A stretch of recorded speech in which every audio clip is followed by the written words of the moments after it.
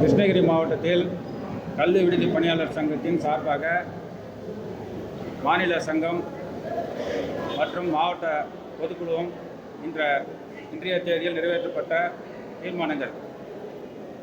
எங்களுடைய துறையில் சுமார் 10 வருடங்களாக காலி பணியிடம் சமையலர், காவலர், தூய்மை பணியாளர் மற்றும் காப்பாளர் பதவி உயர்வு இதை அனைத்தும் நிறைவேற்றி கொடுக்கும்படி தமிழக அரசை கேட்டுக்கொள்கிறோம்.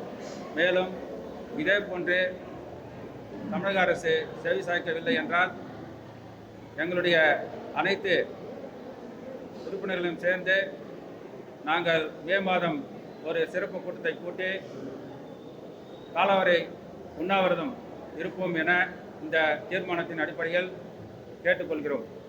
மேலும் எங்களுடைய கோரிக்கை எல்லாம் தமிழக அரசுக்கு சுமார் 10 வருடங்களாக கோரிக்கை மனுக்களாக கொடுத்து கொண்டு இருக்கிறோம். ஆனால் இதுவரை ஒரே ஒரு கோரிக்கை கூட நிறைவேற்றப்படவில்லை.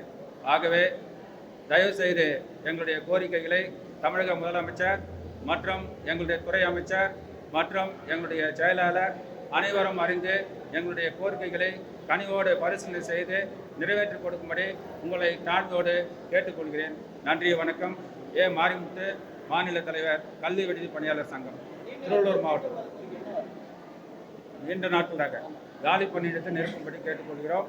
மேலும் சமையலர், காவலர்களை நிறைவேற்றி கொடுக்கணும் கேட்டுக்கொள்கிறோம். பதவி உயர்வும் கொடுக்கலைங்க. 2 நாள் கோரிக்கை.